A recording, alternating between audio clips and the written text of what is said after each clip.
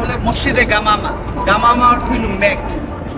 রাসূল সাল্লাল্লাহু যখন মদিনার মধ্যে অনেকদিন ধরে বৃষ্টি হইতো না, তখন নবী করিম সাল্লাল্লাহু আলাইহি সাল্লাম এই জায়গার মধ্যে এসে বৃষ্টির প্রার্থনা করতো।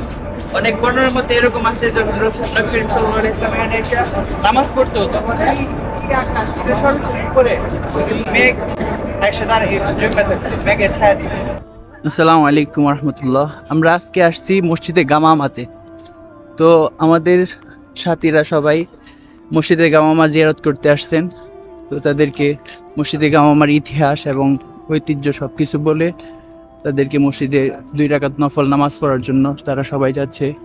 তুর্কি শাসন আমলে এই কাজগুলা যেভাবে করা হয়েছিল ঠিক এভাবেই এখনো ইতিহাস হিসাবে সংরক্ষিত রয়েছে।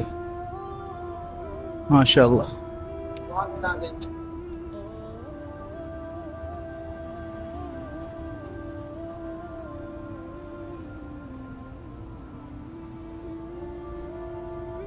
তো এখানে হাজিদের জন্য ফ্রি গাইড বুক বিতরণ করা হচ্ছে সরকারি পক্ষ থেকে।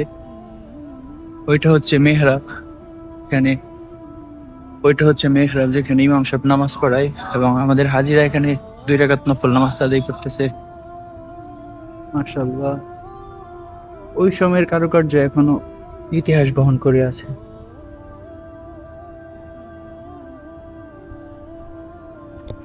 এভাবে আমাদের সফরটি আস্তে আস্তে কমপ্লিট করতেছি। সকলের কাছে দোয়া চাই যে আমাদের সফরগুলো যেন সহিভাবে আদায় করতে পারি।